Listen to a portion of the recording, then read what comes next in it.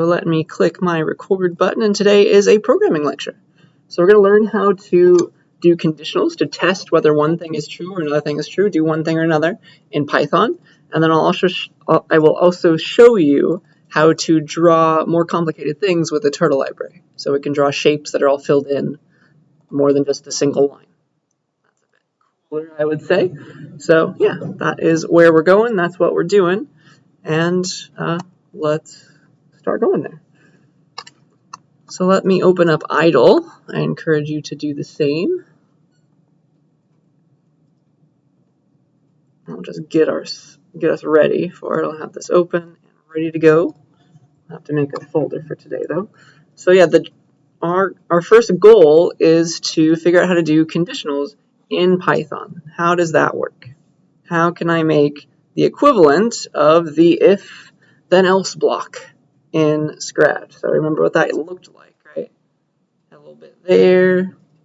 And there was the else section.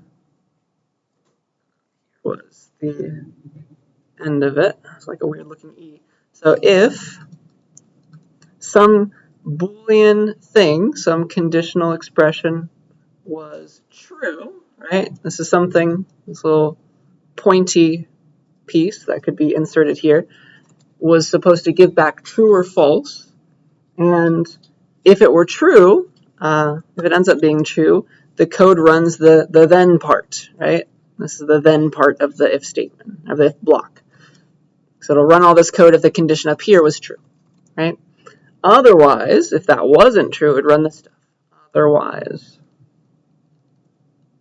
right? It would only run one or the other. If this condition evaluated to true, it would run the then part, the body of the if. Otherwise, it would run the else part, okay?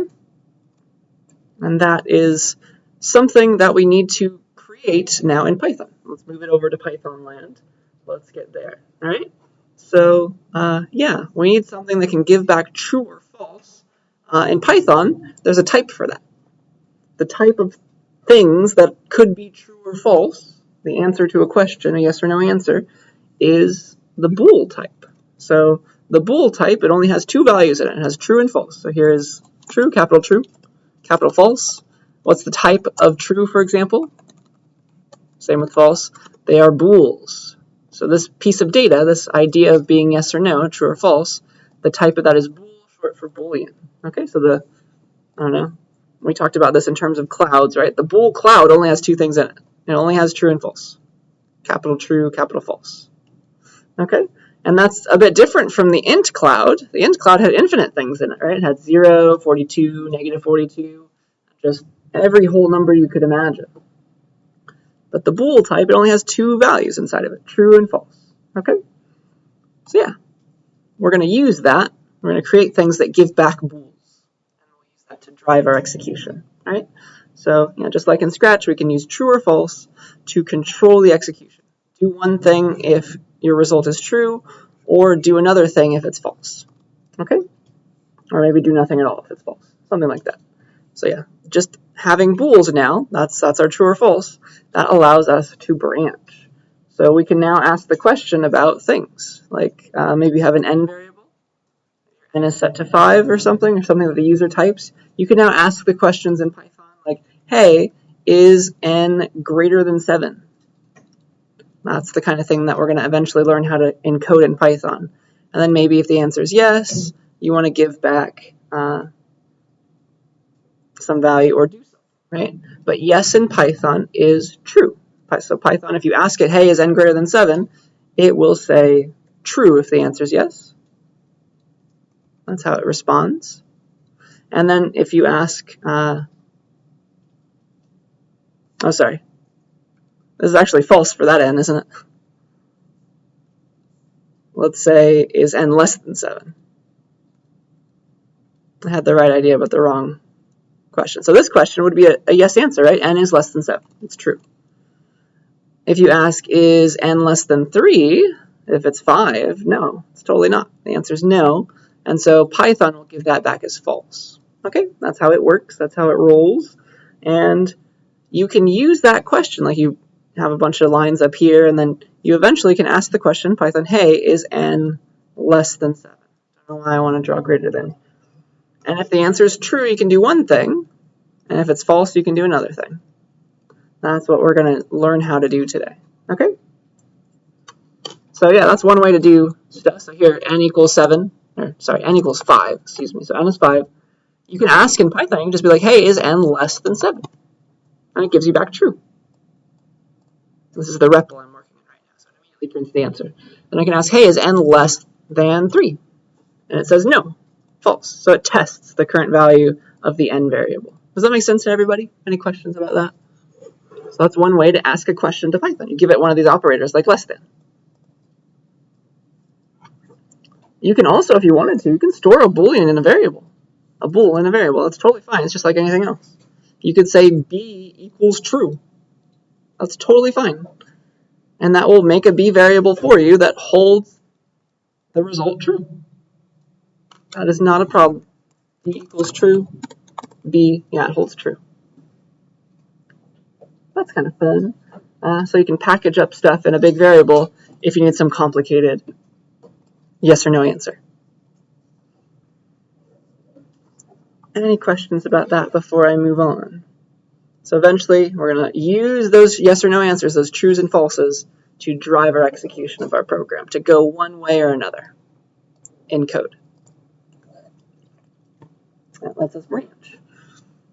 So yeah, let's talk about Boolean expressions now. These are the kinds of things that you would put right here in Scratch. Boolean expressions, things that give back true or false. Okay? So Boolean expression is any Python code that results in, eventually becomes, true or false. Like this, n less than 7, it's not the word true or the word false, but it will become true or false, right?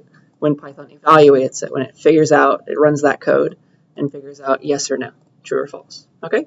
So a Boolean expression is anything that results in a true or false value. So you can ask the question, hey, is x greater than y? And that'll either return true or false, depending on the values of those variables. It'll return true, for example, if x is 10 and y is, 5. If you ask, hey, is x greater than y, it will give you back true in this case, right? Because 10 is totally greater than 5. And so it will result in true or false. Okay, that's what a Boolean expression does. And you can also ask for other things, like you can check if x is greater than y, greater than or equal to. It's very hard to write this symbol in text. There's no key on that in our keyboard. It's a Unicode character. And so instead of writing that symbol, you just write a greater than sign and then an equal to sign, or a less than sign and then an equal to sign. That's supposed to mean greater than, equal to, less than or equal to, and then strictly less than. Okay? There's also these guys. If you want to check if something is equal to something else, notice that you can't use the equal sign. That's already overloaded. That's already taken by the language to give a value to a variable. Like n equals 5 doesn't check if n is 5. It sets n to 5, right? If you want to check if something's equal to something else, you say double equals. You use two equal signs when you want to check if something is equal to something else. You say, hey, is n equal to 5? And that's either true or false. So n is currently 5, so it's of course true. Hey, is n equal to 7? No, that's false. You can ask if it's not equal to something. That's what the exclamation point equal sign does. That checks for disequality. That's supposed to be the not equal sign. You can read that exclamation point as not, kind of. Checks for disequality. So if n is 5 right now, I can ask, hey, is n not equal to 5? No, of course not. It's equal to 5, so that's a false, no answer, right? Is n not equal to 7? Well, yeah, it's 5. It's not 7. True. Does that make sense? That's what not equal means. You can also combine things, and let me go check to make sure I'm looking at the right stuff here. Dun, dun, dun.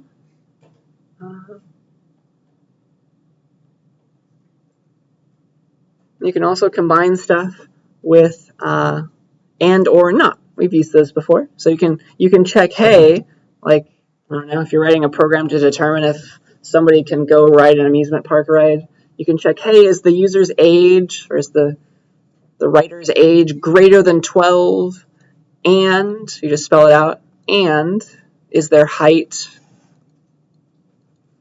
greater than 48 inches or something?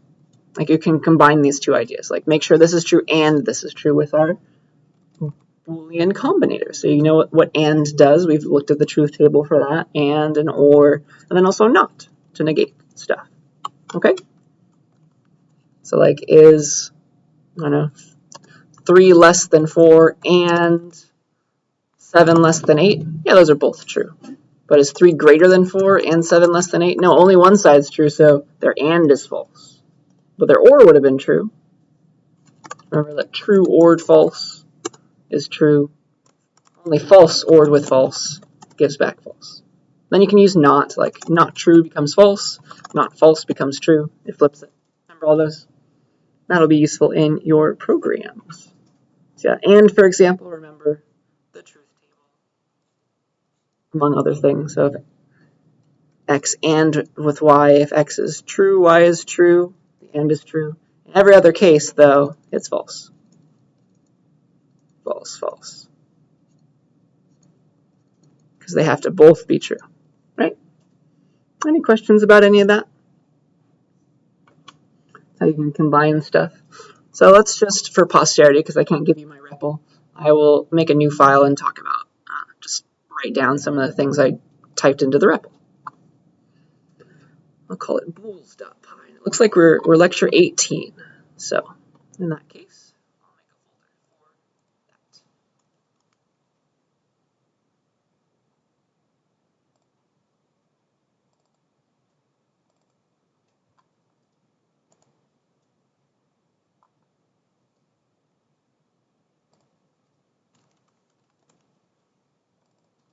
Call it bools.py. And yeah, just all right, remember that there is a type for bool stuff. So print the type of true, for example, that's going to be bool. If I run that, oops, class bool. You can set bools into variables. B equals true. Print not B. If B is true, not B, it becomes not true, which becomes false. See, I'm reading that, and I'm running the truth table in my mind, so the answer is false, because B is true. The negation of true is false. Then you can either check for equality, check for disequality with equal, equal, and exclamation point. The rest of these should make enough sense. Those comparisons, those are normal. But remember the double equals. Print, hey, is 3 equal to 3? Print, hey, is 3 not equal to 3? The first one should be true, the second one should be false, right? Of course 3 is equal to 3, yes. No, 3 is not equal to 3, false. Any questions about any of that? Those are bools.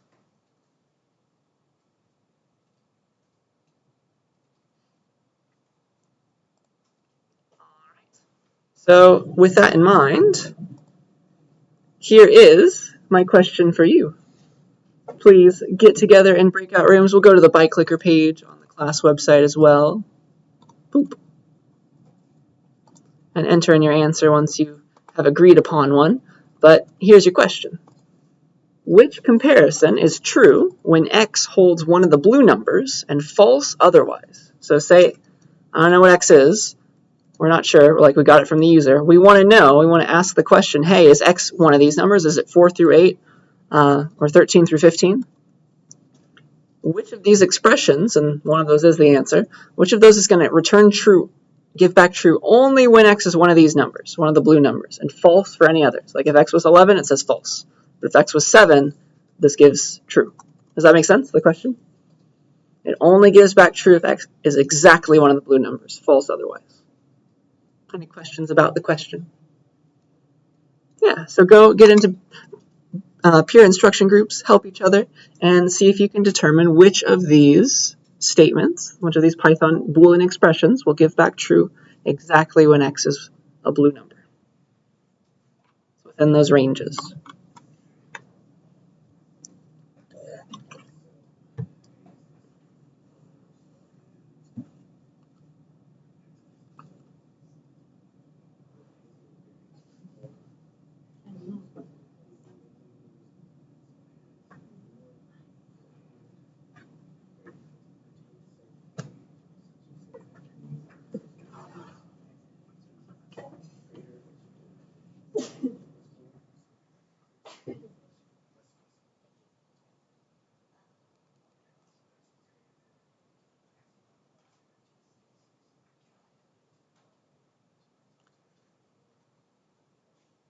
Remember, all the white numbers exist. Try them on the white numbers. Make sure they don't return true. For the blue numbers, can it return true?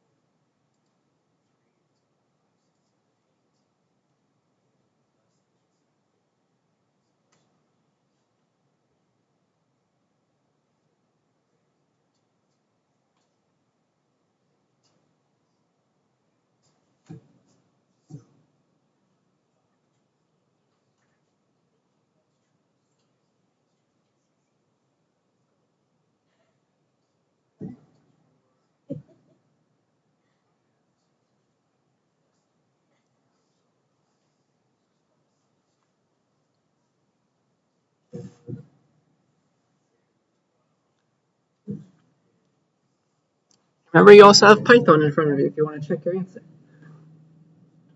Make an x variable.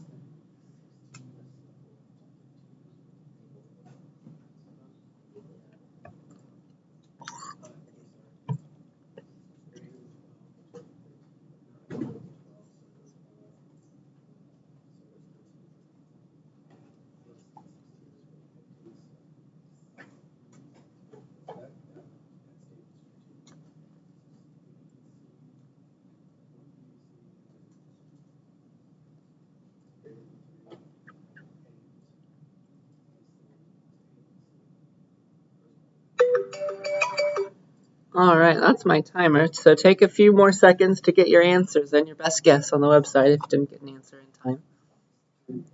Enter something in the next 15 seconds, and let's see what we were thinking. Was there one you were gravitating toward, even if you didn't get it?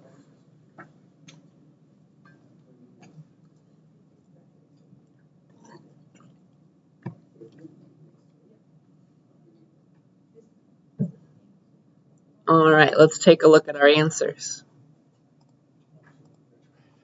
Ooh, look at us. We're thinking D. D is the answer. So good job to every group who got that one. Very, very nice. So what's the problem with A? Can anyone tell me? Like, why wouldn't that one work? Why wouldn't that one just give me the blue numbers? Very good. Notice there's some ranges going on. So just this piece, x is greater than or equal to 4, that gives back true whenever x is greater than or equal to 4, right? So it's 4 onwards. Like everybody down here is what that would give back true for. Then we combined that. It better be both greater than or equal to 4 and less than or equal to 15. So that took the other direction. Just this part is, all right, everything less than or equal to, including 15, on down that way. And so you see how that would give back true for all of these numbers, including 9 through 12. Does that make sense to us? This A would give back true for 10, for example, because 10 is greater than or equal to 4, and it's also less than or equal to 15. So that was included in the range, and we didn't want it to be included. Does that make sense? That's important. So we kind of want to cut off our numbers. We want to make sure, yes, we're greater than or equal to 4, but we better stop around 8, right? We need a gap. We need to enforce some kind of gap. And so we're going to need, like, true over here. It's either one of these or it's one of these. So we need an or. That's why the rest of them have ors. Okay? B, it can't be B because that's saying, all right, take this chunk. It's either true over here or it's true if this is true. Okay? So this one is not quite right because it's like, it's true if x is greater than 4 and x is less than 8. Is 4 strictly greater than 4?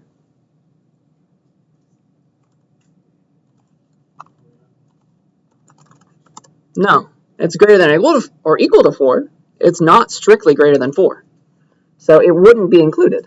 This B option would give back true if it's greater than 4 and strictly less than 8. So it's not even including 8. So that would take the 5 through 7, kind of like chop off the 4 and 8. It would give back false for 4. It would give back false for 8.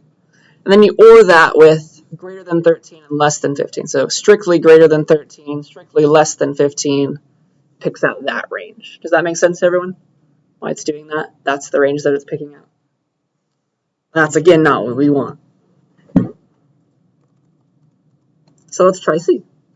Greater than or equal to 4. Okay, cool, that's including 4. And less than 8. Strictly less than 8, though. So it's not picking the 8 like we wanted to. I think the rest is fine. Greater than 12, strictly greater than 12, so not including 12, but everybody from 13 onwards. And strictly less than 16, that's fine. But we missed the 8. Do you see how C is missing on the 8? It would give back false if x was 8, but we wanted it to be true because that's strictly less than. And that leaves the last one by process of elimination, but let's watch it work. So x is strictly greater than 3, and it's less than or equal to 8. So strictly greater than 3, so that's everybody after 3, and less than or equal to 8, so that's this bit. So that's this first part, represents this range. It's either that, it's true if it's that, or it's true if this part's true.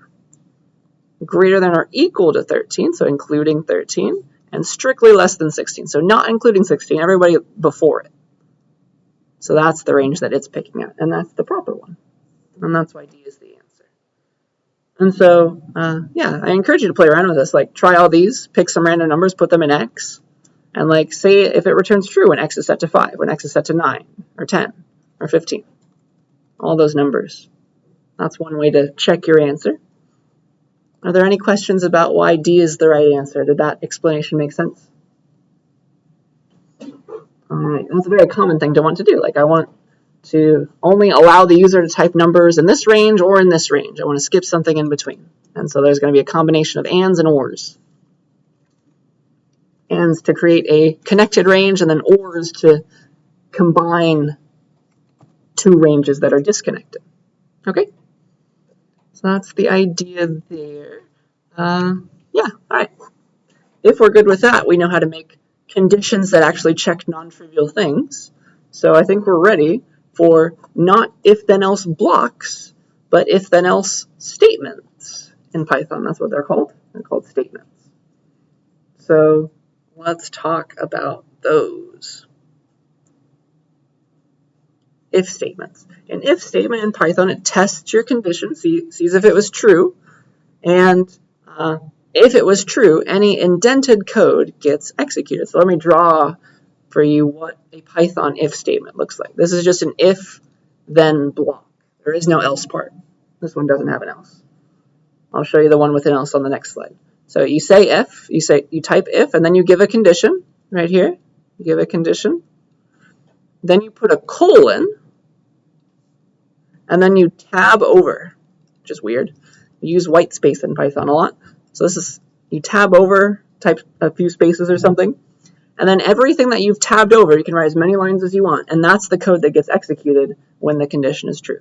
Code to execute, as long as it's at the same indentation level, it's going to get run. When cond is true. Okay, so this is your if statement. You say if space, then it's some Boolean expression, then a colon, then you press enter and tab over, and all the stuff that you give that's indented is going to run when that statement was true, when that condition was true. Okay? After the indented code is done, you de-indent, right? You go back to the straight line code as you had it before, at the outermost level. Then you have your regular code down here that just always gets run. Regular code here is always executed. Okay, that'll make more sense with an example. But yeah, after indented code is finished, or if the condition is false, it doesn't do any of this, right? It only runs it if it's true. It jumps straight to here if it's false or once it's done. Okay, it continues with the unindented code. So let me show you an example of that. It should help. Okay, so let's say, I don't know, let me make a new file called conditionals.py.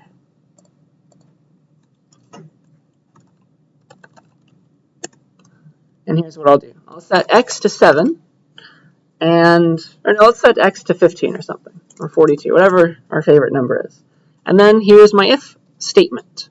I will say if, and then some Boolean expression involving x. If x is greater than 10, and it is, right, then a colon, and then stuff that I want to have happen when that's true, if that's true.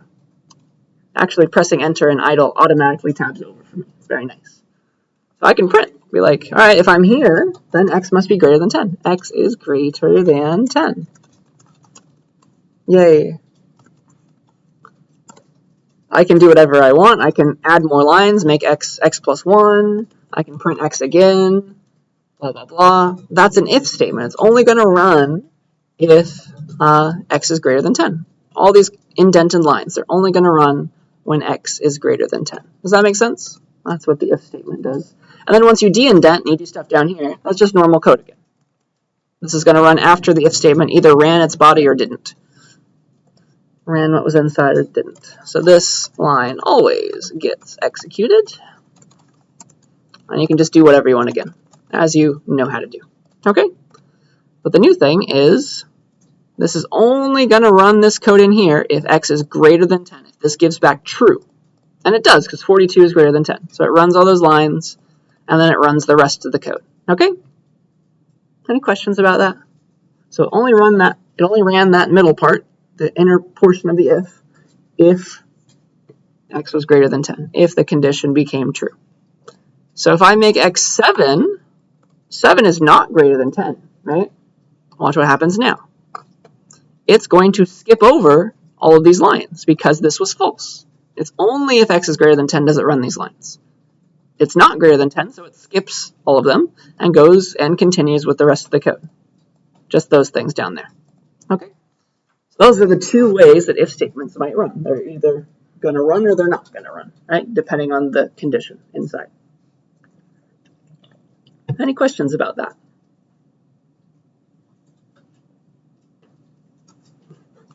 So let's do one thing or another thing. That's if statements. All right.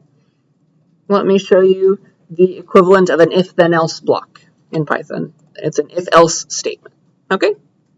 Because sometimes it's nice to do one thing if your expression is true and another thing if it's false. So like you have your condition, you test it. If it's true, do one thing. If it's false, do another thing, right? So if it's true, do the true stuff. If it's false, do the false stuff. All right? And then once both are done, you unindent, you come back to your straight line code, blah, blah, blah. Okay? So here's what an if-else statement looks like in Python. So you say if con $, again, put whatever becomes true or false, then a colon, you tab over, and you put all your true stuff, as many lines as you need, true stuff. And then you de-indent and you say else colon, else colon. Then you tab over again and give your false stuff. That's pretty, hopefully self-explanatory. So if the condition is true, this true stuff bit, which is called the body, by the way, we have that word again. So it's the body of the true case is going to get run. Otherwise, if the condition is false, we're going to run the body of the false case. So all the false stuff is going to get run, right? And then after either case is done, then the whole thing is done, and it runs all the unindented code down here again. Okay? So let me show you that as an example. Let me section off my code. Let's work with y this time. Let's set y to be 11. So if y is greater than 10, let's print something. As usual, print y is greater than 10. And then we'll do something if it's not greater than 10, right? Else print y is not greater than 10. Okay. And then once one or the other runs, then you can unindent and you'll have just code down here, print always executed again, no matter which case you take. This is not part of the if-else statement. It's just straight line code again. All right? So y is greater than 10, so it'll hit the true branch. It'll do the body of the true branch. And so it's like, yeah, y is greater than 10, and then like it picks one or the other. This is true, so it runs this one, not the else, right? That would only run if it were false. And then it's done with the whole thing. It can run the rest of the code down here. That's unindented. And if I make y 9 or 10, this will be false now. Y is not greater than 10. So it'll hit the else case. It'll run its code. Y is not greater than 10. And then it's done with the whole thing after it's run the body that it's chosen. And then it runs whatever's down here. Okay? Are there any questions about that example? So do one thing or another. It's just Scratch and Python now. Everything we know and love.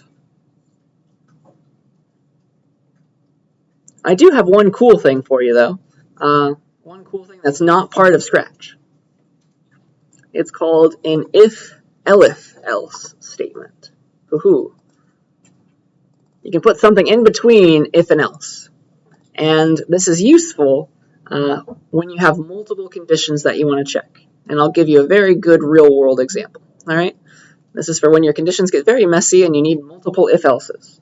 For example, here's a good case for multiple if-elses, right? You want to, the user gives you their final score as a percentage, and you want to give them their letter grade. Maybe that's something Canvas is doing. They've coded this up in Canvas, right? To convert your percentage to a letter grade. So you ask the user for their grade, or you get it from the database or something. You can check, hey, is the grade greater than or equal to 90? If so, you need to give back A. That's your grade, right? Let's pretend that there's only 3 grades, A's, C's, and F's. So if it's greater than or equal to 90, it's an A. Otherwise, if it's greater than or equal to 70, it'll be a B, right? Or sorry, it'll be a C. It's in between. And then otherwise, just anything lower than that is an F. Right? So those are 3 options that you would test for, right? Multiple ifs, multiple elses. That's our grade calculation. So you do this kind of checking. This would be the little flow chart, how it would work. First, you'd want to check, hey, is the grade greater than or equal to 90? If so, if that's true, the grade is an A, right? Otherwise, if that's false, I'm not sure yet if it's a C or an F. Does that make sense? I just know this wasn't true, so it must be strictly smaller than 90. I don't know anything about 70 yet, so I better check that next. Then you check something else. Then you check, all right, is it greater than or equal to 70? That way I can section off whether it's a C or an F. 70, and that's either true or false. If it was true, then we knew it was greater than or equal to 70, so it was between 70 and 89.999, right? Because that part was false. And in that case, it was a C, let's pretend. And then if that's false, that means it was strictly smaller than. It must have been strictly smaller than 70, and we will call that an F. I encourage you to try to do this for A, B, C, D, and F. Slightly more complicated, but same logic. So let me program you this with the if-else blocks that we know, or with the if-else statements that we know and love, okay? And then I'll introduce the elif. That'll make it a little bit easier to think about, okay? So, yeah, let's call this elif.py, and let's actually get a grade from these. Let's have them input it, right? Grade equals input, enter your grade, colon space, right? We can do that. We do need this input as a number, though. We get it back as a string usually, as a str. We need that as a number, and it could have decimal places, so it's a float. Convert it to a float, please. And now we have the grade as a normal number, all right? And now we can program this. We can program exactly this. Let's first check if it's greater than or equal to 90. That would be an if, right? An if else. If grade is greater than or equal to 90, 90.0 if you want to, then it's an A, right? Print A. Otherwise, right? Otherwise, that's when it's false, and I'm not yet sure if it's a C or an F. Does that make sense? I just know that's not greater than or equal to 8, or greater than or equal to 90. So it could be C or F, dot, dot, dot. I need to check again. So I can put code inside of the else. That is another if-else, which is fun. So I have another if in here. So if it wasn't greater than or equal to 90, we have to try another thing. If grade is greater than or equal to 70. If that's true, then it's a C. Print C.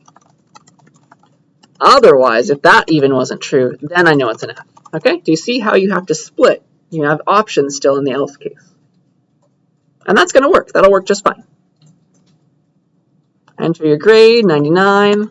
That's an A. Enter your grade, 74. That's a C. Enter your grade, I don't know, 67. That would be an F. according to these rules. That all checks out, right? Any questions about this code? How that corresponds to the diagram, how it's going to correctly give you back the answer. Does that make enough sense? So I needed two if-elses. One was nested inside of the other. That's the technical term. A nested if-else here. One's inside the other. So something called elif makes our nested if-elses look a bit nicer a lot of the time. And so here's how you do it. You introduce an if-elif-else statement to fix this problem. Oh man, it's not going to let me remove the red underline. I'm sorry.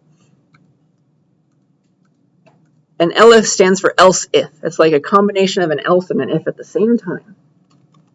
And here's what it looks like. Here's how you introduce an elif. It goes between if and else. So this is usually what it's for. It's usually for testing among a bunch of options. So you test if your first condition is true, then you have body 1. You execute if that's true. Then, like, you have normal stuff, and then you have an else at the bottom if that's not true. But in between, you can put elifs. Elif, and it takes another condition. Elif cond 2, colon. Then you do body 2. You can have as many elifs as you want, actually. You can have elif, I don't know, cond k. You have as many as you need. Then you have body k. And then finally, when you've run out of things to try, you can have an else at the very end. Else, this would be your body k plus 1, right? So what elif does, it respects if. So if the condition 1 is true, it does body 1, and then the whole thing's over. But if that's not true, then it tries cond 2. This is only ever tried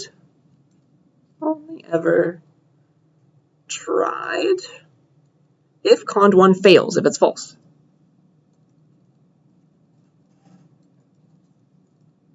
And then if this one's true, let me draw that better, fails.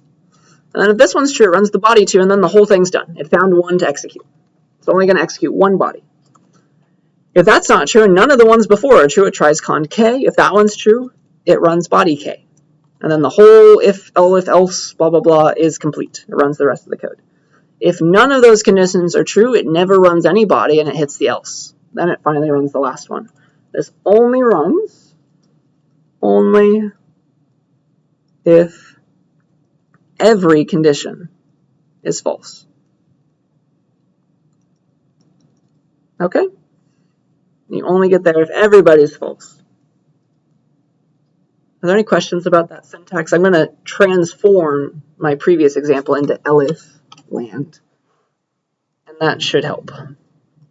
But it's just try one option, pick the first option that works, pick the first condition that gives back true, run its body. Okay, so here's how you convert this. So this is the equivalent code, so equivalently, alternatively, using if elif else. I only have 2 conditions in this whole thing, right? It's this one and this one, so I only need 1 elif. But it's like a combination of else and if. I put it right there. See how they're combined? So here's how you do it. Oops, let me undo all this extra stuff. So here's an else and an if. I can combine them to an elif. Boop. And then I get rid of this indentation. I don't have to keep indenting forever. That is the equivalent code. It's like, all right, if grade is greater than or equal to 90, do A. Otherwise, you can read elif as like otherwise. Otherwise, if grade is greater than or equal to 70, print C. And then otherwise, if none of that's true, print F. See how that kind of matches English a little bit more than this code? It's a bit easier to read, I would say. It's equivalent. It'll always give back the same answer. It's just easier to think about. 99, both print A. 74, both print C. 67, both print F. That's what elif does for you. It's a bit cleaner, less indentation as well. People prefer that. Are there any questions about that? Elif. It's like else and if combined. You can read it as like otherwise.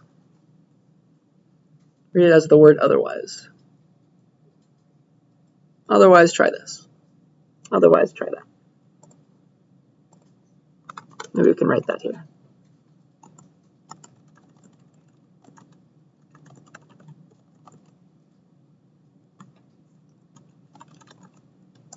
Oops. Okay. If we're good with that, I want to show you turtle stuff now. Are you ready to move on to turtle stuff? Because it may or may not use stuff that we just talked about. I can't remember. We shall see. So yeah, I want to show you how to draw with multiple colors. Right? The default color has been black this whole time. That's no fun. Let's change colors. And then we'll also make giant shapes, and they'll be beautiful. Okay? So you can change the color on the tip of the turtle's tail, right? By default, it's black, but you can be like, all right, there's his tail, little feet. You can say, all right, turtle, change your pen color. It's turtle.pen color, and then you give a string. Change your pen color to red. And then that'll put red on the turtle's tail. And then you can start drawing, and it'll be a red line. And then you can say, right after that, you can draw more stuff. You can say turtle.pen color blue, and then the turtle will start drawing blue lines from then onward. That's pretty easy, right? That is useful, though. Colored lines. Let me just show you that really briefly. So, colored-lines.py. So import turtle. That's the turtle library. I like my turtle to be shaped like a turtle. Turtle dot, is it shape? Yeah, I think. Turtle. And then I can start drawing stuff. Turtle dot pen color. We can set the color to red instead of black. Then we can draw stuff. Say turtle dot forward. Go 100 forward. And then like, I don't know, turn left or something. Turtle dot left, 90. And then we can change the color. Make the pen color blue now and go forward 100 again. Right? And remember that your strings can be either double quoted or single quoted. Python doesn't care.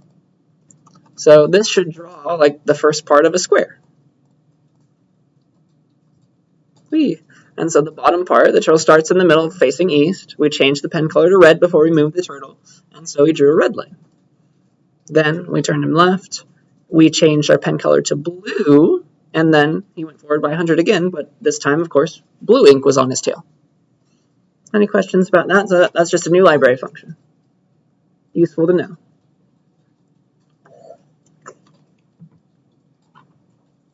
All right. That's fun. That'll be fun to play around with, I hope.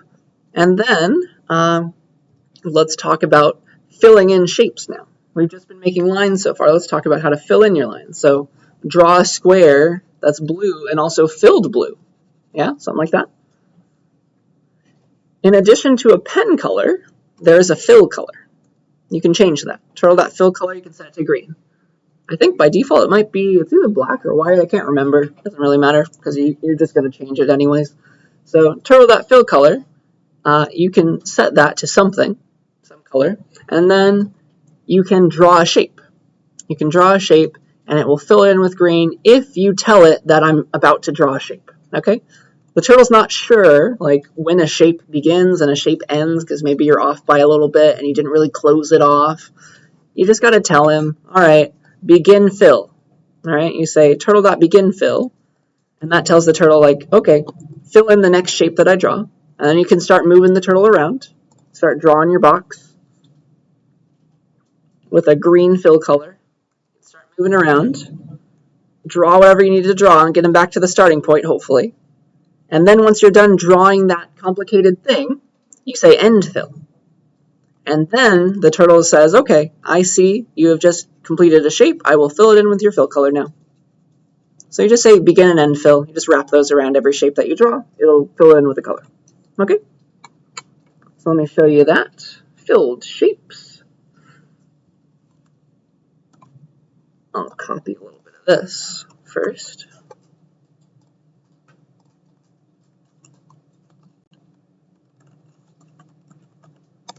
filled shapes.py.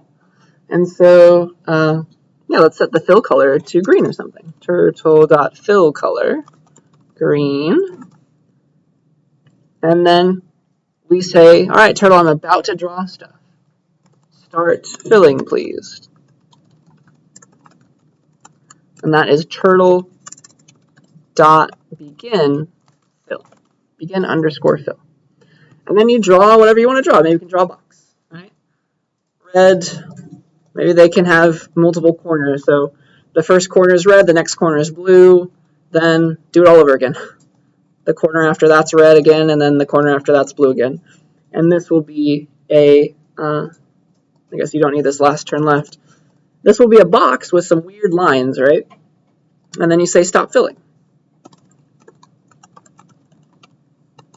Turtle.end fill. Okay? So let me actually run this program without these lines. I want to make them comments, so they don't exist in the program anymore. I'm going to get rid of the begin and the end fill. I'm just going to draw the box, right? So you just draw something as normal. And here's what it looks like, pretty cool. And then you can see that the turtle's colored in with green. That's what his fill color is right now. You just wrap your shape drawing with a begin fill and an end fill, and it will fill it in with the fill color once you call that end fill. Draws the shape, fills it in with green. That's all you got to do. Draw your shape as usual. Just remember to wrap it around a begin fill and end fill call. Any questions about that? That's pretty fun. Draw you cool stuff. So yeah, just remember the begin fill and the end fill.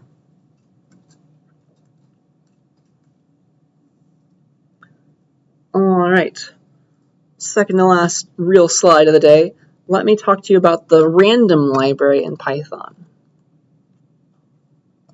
Boop. Python random. That's a library in Python that you can import. And there's a lot of cool functions in it.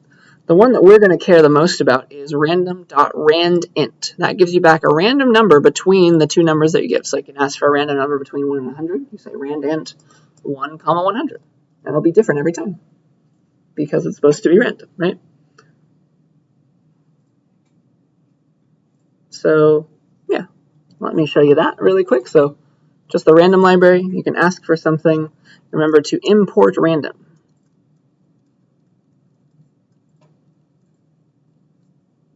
All right, and that's what you'll do. And remember, when you make your file, don't call it random.py because that would ruin everything. Can't call it the same name as a library. You say, let's call it randomness.py or something. Import random. And then you can call this function, this random.randint function. This is pretty much exactly what I wanted to say anyway, so let's just copy and paste that. Gives back a random number between 1 and 10, and let's print it. Print n, whatever it happened to be. So I'll run it. And apparently the random number that it picked between 1 and 10 was 8. The beauty of randomness is it's different every time. Now it's 6 when I run it. It picks a new random number, right? It's supposed to be random. It's randomly 8 again. Now it's 9. I think you can imagine what's going to happen, right? It's different every time. It's a random value. And this is really fun because, like, this is how cool abstract art works. Just randomly draw stuff. This is how games work. Have the enemy randomly move this way, randomly move another way. Randomness is what gives you exciting things. So we need that. Now we have it. And so I think what I'd like to do is show you how randomness can draw some cool stuff. Let me make a program that uses randomness and the turtle module to draw a bunch of random squares all over the screen of different sizes. So we'll do something like this. Like, here's your coordinate system. I'll draw a bunch of random squares, like one over here, maybe one is inside of the other, one's way down here and it's big, one's way down here and it's small. A bunch of random squares. Okay? We can do that with the random.randint. We can get the sizes, we can get the starting locations. That's all we have to pick, right? So let's make squares of random sizes and locations. to create a square at a random place, we just need to pick a random spot for it to exist, right? Normally we draw our squares relative to their bottom left coordinate. That's how we've been drawing things. So let's just pick a random starting point with the pen up and go there. Let's pick a random x and a random y coordinate. So we just say starting x, for example, equals random.randint, somewhere in this range. Starting x. And it'll get filled with something random. Like, all right, you're going to start this square at negative 200. All right? You'll do the same for starting y. Get a random number. And, all right, it'll be between negative 200 and or it'll start at this coordinate, negative 200, negative 100. It could have been anything between this range, right? And then you'll pick a random size, right? Pick a random size. It's either going to be a big square or a small square. Pick like square side length between like 50 and 200. Maybe it'll end up being 150. It'll be a bigger one. These are all you need to draw a square. Just go there and start like, all right, face east, go forward by the side length, right? Keep turning left. That's not bad. So let's ask the user for the color to use, and let's draw 5 random squares total. Won't that be fun? So let's do it.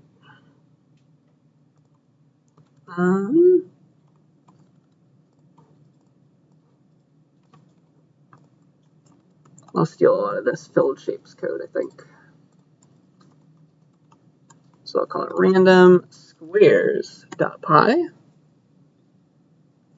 And I think I'm ready. So we're not going to set the fill color to green every time. We're going to set the fill color to whatever the user types, right? So color to use, we'll get that from the user, equals input, enter the color. And the color needs to be a string, and that's perfect because that's what we get back from color from the input function. It'll give us back a str. So let's set the fill color not to green or to red or something hard-coded, but to whatever the user gave us that's being placed in this variable. Does that make sense? So now the fill color is whatever the user typed. Let me get rid of this pen color business.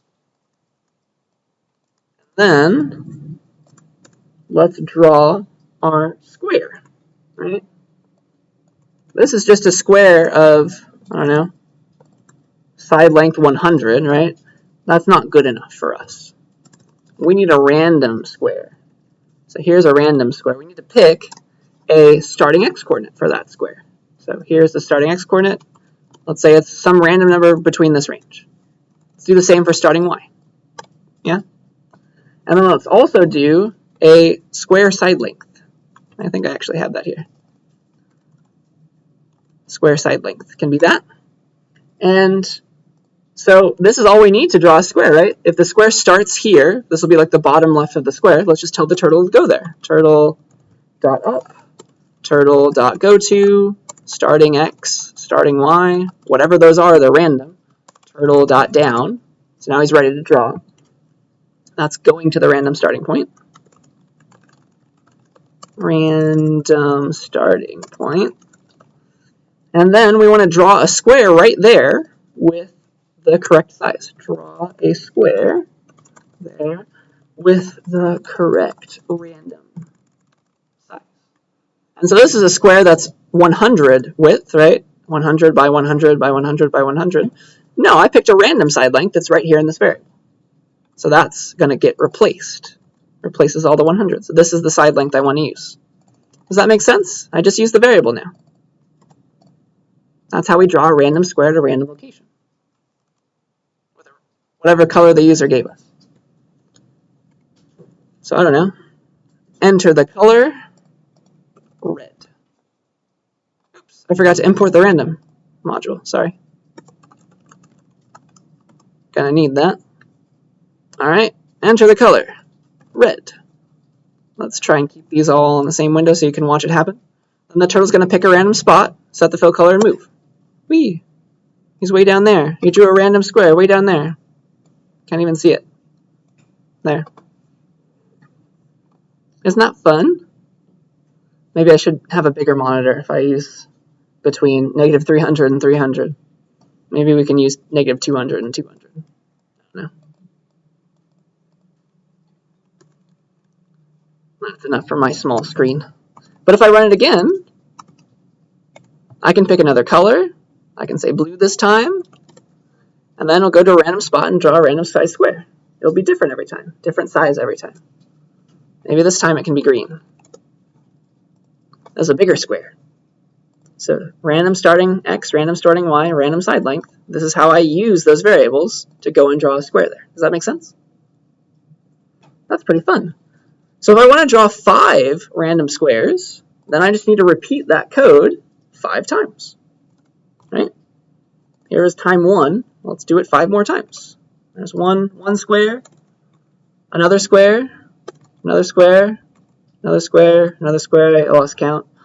So 1, 2, again, just pick a new random spot, random length. Go to that place, draw a square. 1, 2, oh gosh, it's all the same as the problem. 1, 2, 3, 4, 5. Looks to be 5. So I don't know, red again. And so at the very beginning, we set our fill color, and then we start drawing 5 random squares, just repeating this code. Yes, we're going to eventually need loops. That will solve this problem of this repetition, but we do not know loops yet in Python. But here are 5 random squares, some inside of the others. And so this is how you make beautiful abstract art. It'll be different every time you run the program, of course. Blue. There it goes. Some of them are off the page, but it's different every time. And so that is the code that causes it to happen. Are there any questions about it? That's pretty fun. I think you can definitely have some fun with this. All right. Yeah, you can also set... Yeah, the border color is just your pen color. So you can change that too. Set it to blue if you want to. Yeah. Any other questions about this? Anything else? All right, because the last job for me of the day is to tell you about your programming assignment.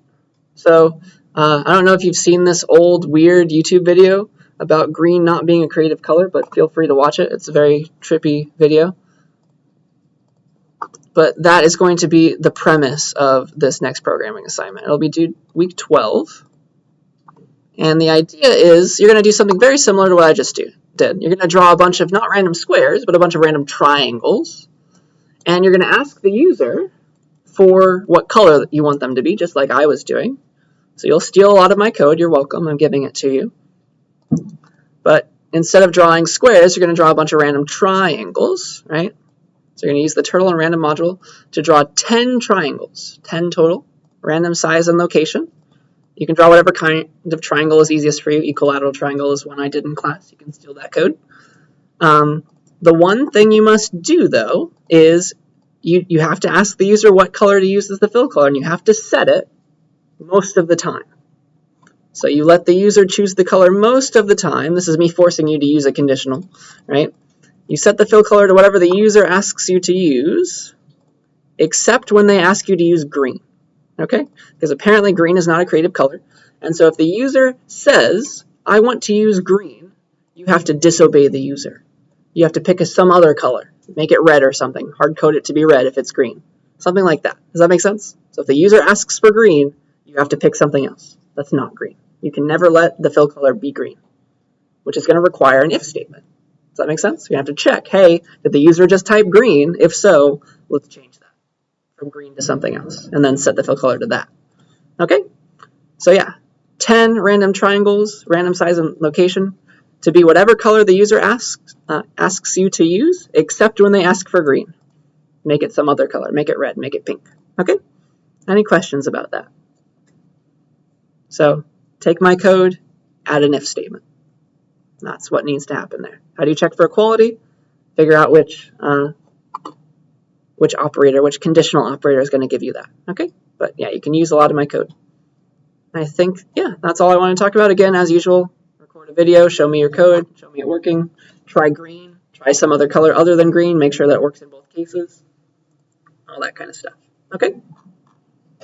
Any questions about the assignment? Due week 12. So, you got a while. All right, I think If we are good, that was everything that I wanted to talk about today. Yep. The rest of the time is yours to work.